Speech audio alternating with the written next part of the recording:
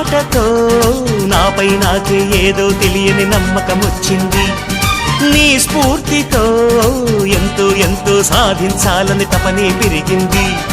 నీ చెలిమితో ఊహల్లో నా ఊరిస్తున్నా గెలుపే అందింది. ఆ గెలుపుతో నిస్పృహలో నా నిదురిస్తున్నా మనసే మురిసింది.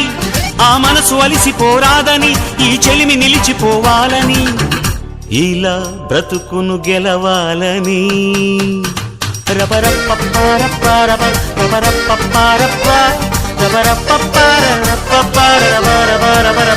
గామ గామ హంగామ మనమే హాయి చిరునామా పాత బాధ గదిని ఖాళీ చేద్దామా.